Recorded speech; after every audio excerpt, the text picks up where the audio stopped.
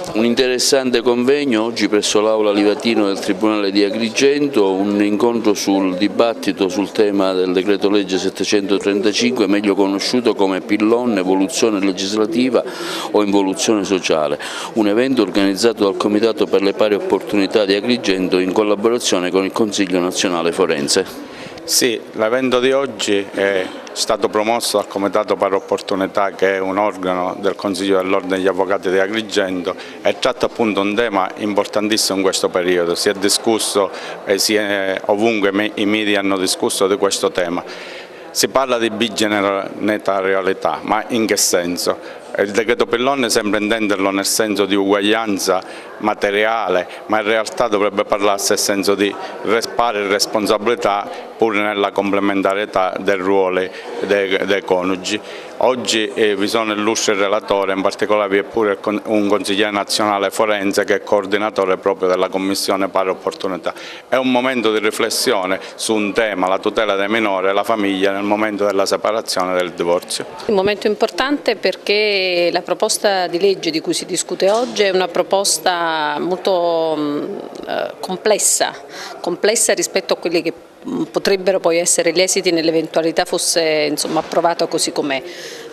Ci sono, al di là di possibili o non possibili margini di incostituzionalità, questo sarà verificato da chi è preposto, ma l'avvocatura, quindi proprio l'avvocatura che quotidianamente si occupa di questioni legate alle fasi patologiche, no? Dei rapporti familiari in generale, non può non condividere queste difficoltà sia di capire il senso, o meglio il senso magari è comprensibile perché probabilmente in questi anni o negli ultimi anni una non corretta applicazione della legge sull'affido condiviso insieme a delle problematiche anche inerenti al processo, proprio al processo della famiglia, del diritto di famiglia, tempi lunghissimi, la difficoltà ad ottenere dei provvedimenti, anche l'incapacità spesso di modificare questi provvedimenti in corso di causa, una scarsa attenzione rispetto a quelli che sono poi i diritti dei soggetti vulnerabili, che sono estranei alla dinamica conflittuale ma ne subiscono le conseguenze, ovvero i minori,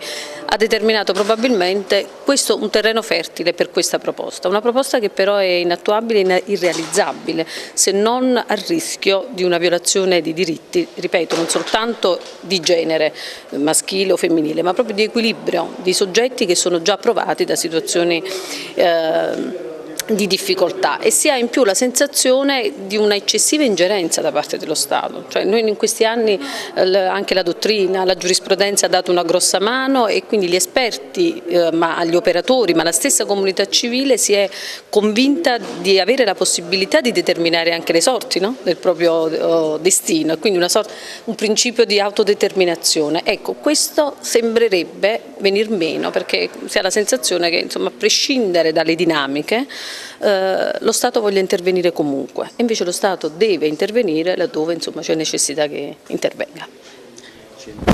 Sicuramente, come tutti i disegni di legge, intanto parliamo di disegno di legge e quindi discutiamo de iure contendo.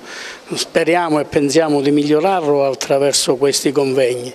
Ma questo disegno di legge è frutto del momento storico che stiamo vivendo, cioè un momento storico fatto di legislazione dell'emergenza, di legislazione per i media, di legislazione per il proprio bacino elettorale, di pubblicità, di annunci e quant'altro. La Costituzione ci ha insegnato in maniera molto elementare che la legge deve essere utile alla generalità dei consociati. Non è possibile quindi legiferare in maniera particolare per un particolare momento.